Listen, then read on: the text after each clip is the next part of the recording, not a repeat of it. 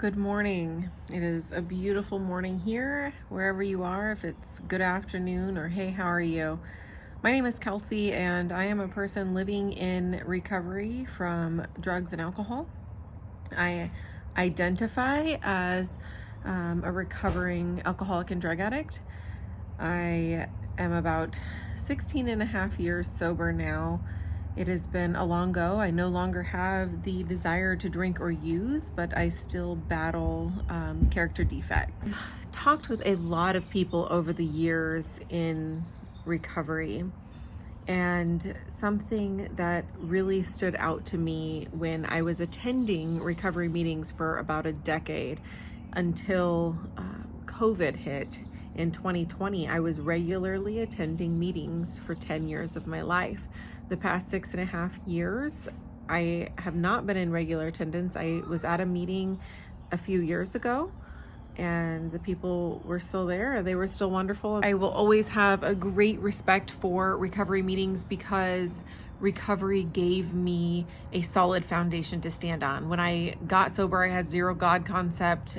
They showed me what the power of fellowship looked like, and how to build a relationship with a higher power, and that higher power I chose to call Jesus Christ. I had a conversation recently with a person who has been sober, I think sober from drugs, so no longer using heavy substances, pills, meth, narcotics, all those things.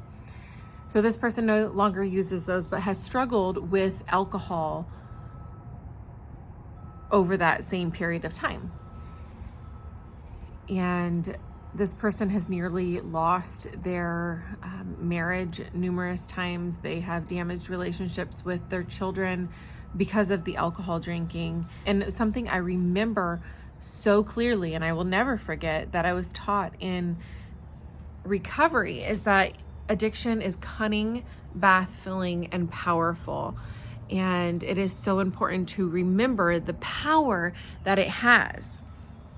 They used to say, like when we were in meetings, they would say things like, while we're in here getting better, our addiction is out there doing push-ups, just waiting to pounce on us. And it's similar to what the Bible says about how the enemy is roaring around like a lion. So stay alert, be alert, that sort of thing. When you're away from those reminders, because we as addicts and alcoholics are slow. We are slow learners and quick forgetters. And I think that's true now, having been on the other side of addiction meetings for so long and interacting with normal people.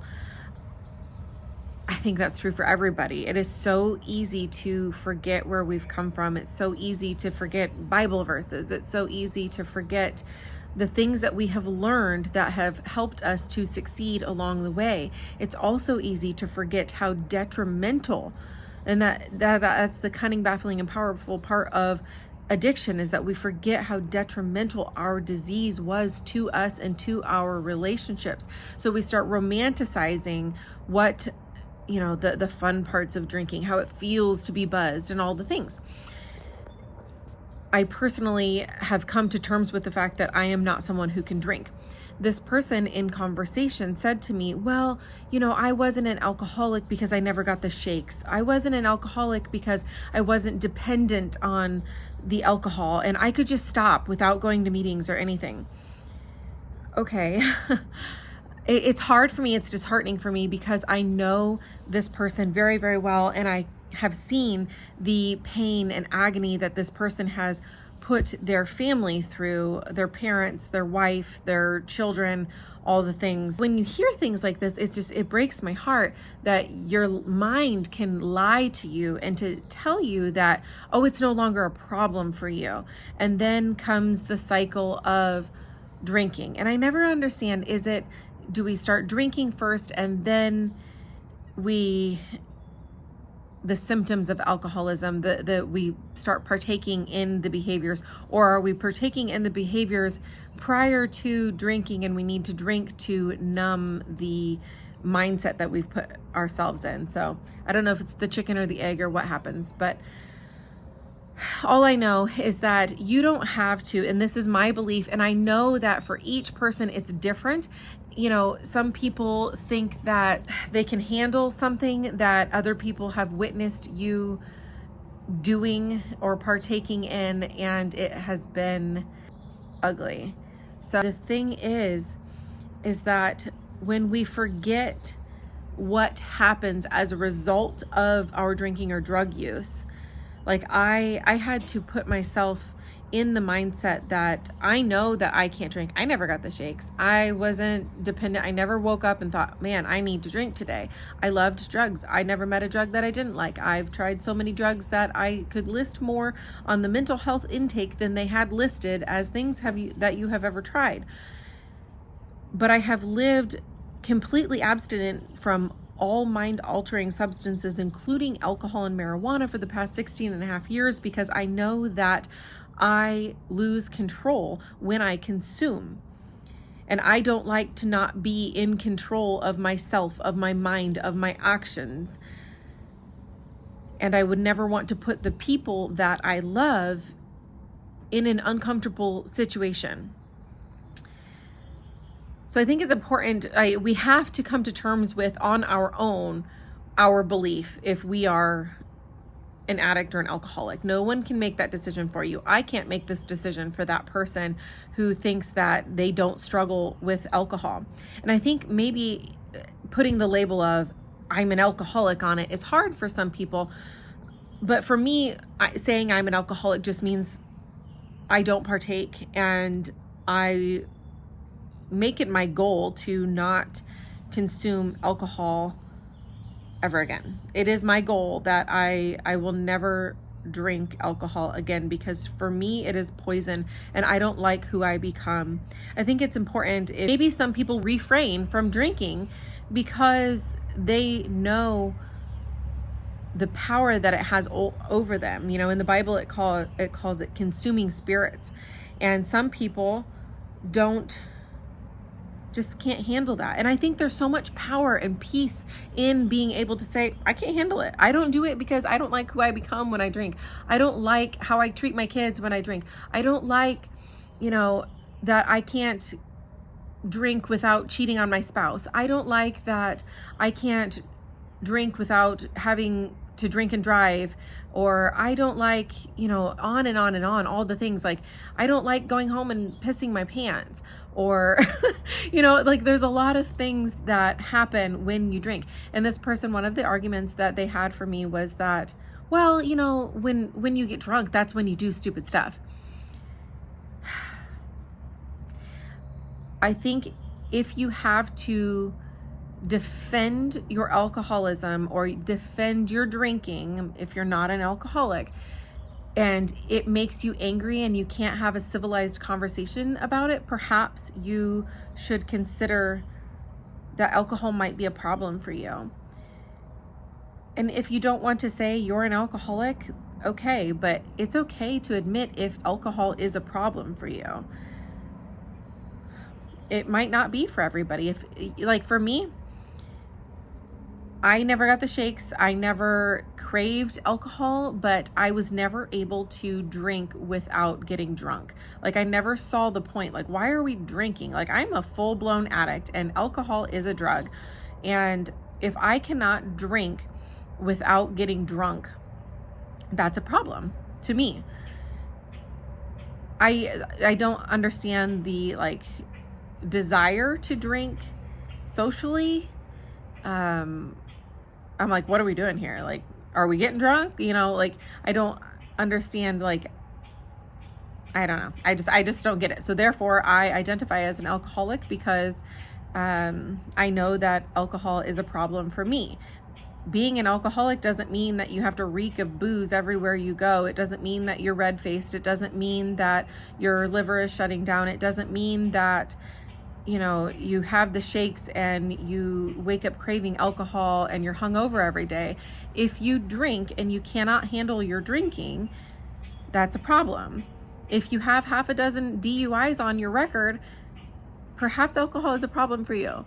If you have to call people to come pick you up because you're sloshed and the bartender kicked you out continually, that's a problem.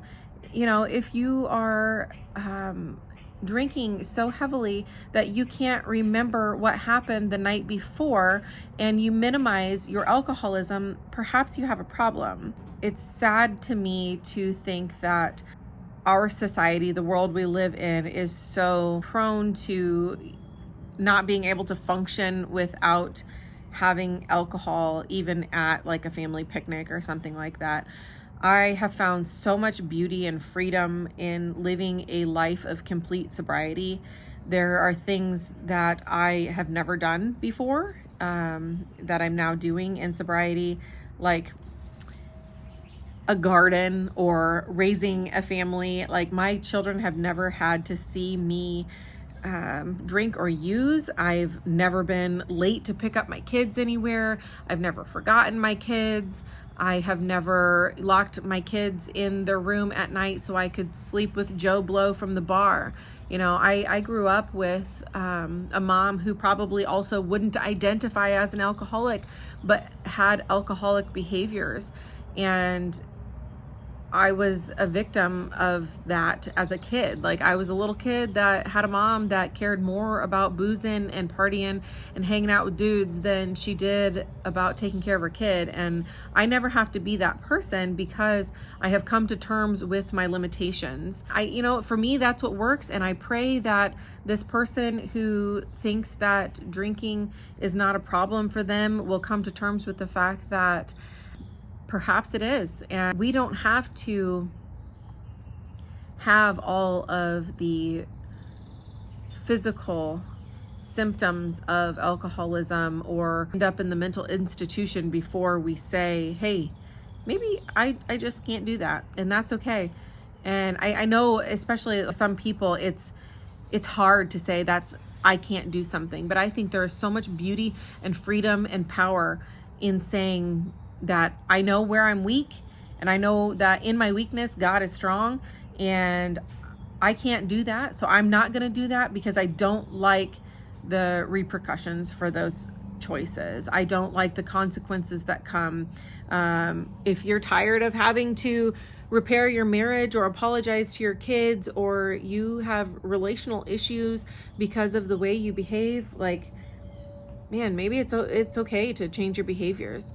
There's so much beauty in this life. Like, I cannot fathom everything I've built in a relationship to have to give that up because of my choices. It's like, I have built such a beautiful life, a home, a beautiful piece of property. I have an amazing husband and great kids. And to have to walk away from that because I wouldn't be able to say no to drinking and using is like, I can't fathom giving that up. If you're struggling today, just know that you're not the only one that struggles, and that God is so beautiful. He's so powerful. He is so merciful and forgiving. And, it's okay to say that, man, I can't do this anymore. And I'm tired of this life. And just remember that when you get sober, that the enemy is going to try to convince you that it wasn't that bad. And maybe there will be days that you glorify the old lifestyle that you had. And you just, especially when it comes to drinking or using, it's like you want to give up that responsibility. Like, life is heavy and there are so many responsibilities. There's bills to pay. There's things to do, people to take care of, there's places to go, and life feels heavy. So you try to convince yourself that like a night of escape will just make you feel better. And then you wake up in a hotel and you've been like ordering transgender hookers online, and you created a dating profile identifying that you were bisexual, but you're not ever actually bisexual when you're sober, and you're so guilty and ashamed and you feel disgusting. And like, this is the kind of crap that happens when you just need an escape. Alcohol is not a coping mechanism. If you can't cope without alcohol, you have a problem. I had a problem. I know many people who have had a problem, and it's okay to admit that we're not okay, because there are so many like-minded people in this world. Like the beauty of Alcoholics Anonymous, the beauty of Narcotics Anonymous, where I come from in a small town, small area, like I had to go to AA meetings because we didn't have NA, CMA, all the A's that have now evolved from AA. And the cool thing about AA is that it's a baseline, it's like it's a foundation, it's a starting point. And there's so many people who have 10, 20, 30, 40, 50 years of recovery. And you're able to walk alongside those people who have known how to stay sober long term. I've been to Crystal Meth Anonymous, CMA. I have been to these places where it's like, okay, these are baby programs where you got a bunch of tweakers sitting in a room talking about how they used to be tweakers. And like, I used to be a tweaker. Cool. But like, how long have they been there? We need to walk alongside people who have been doing this for a long time, who have the grit and the determination to stay sober long term. Never forget where you came from. Never forget that your worst day sober is always going to be better than your best day high. Like my worst day sober, where I just feel like screaming at God and pounding the floor and questioning what in the hell am I doing, man, is so much better than my best day drunk, where I come home and my face is bloody and bruised because I got in a fight. Why? I don't know, because I'm cocky and ridiculous when I'm drunk. So I think it's important just to never forget that God is powerful and you're not alone. There are so many people out there. There are so many different versions of recovery. I think AA and 12-step recovery meetings are a wonderful foundation for getting sober. After a while, if you're filling that void, you've still got, in the recovery world, they call it a sponsor. Now I've got a mentor, and you're still able to have healthy, open conversations about where you are, where you've been, and what life has given you, and what you struggle with. Like admitting where we struggle is so beautiful and impactful because there are so many people struggling. Have people come alongside you in that realm, and just choose each day to put your best foot forward, and remember that it's okay to not be okay at everything. It's okay to not be able to handle alcohol. It's okay that you can't go out and smoke meth and tweak out and not be okay the next day. Like these sort of things open us up spiritually in a way that is detrimental to our souls, and it's demonic. And I saw things using that I've never seen sober, and I've seen things sober that I could never gain access to when I was using. So remember each day that God is good, you are loved, you are worthy of love, and recovery is possible for absolutely anyone.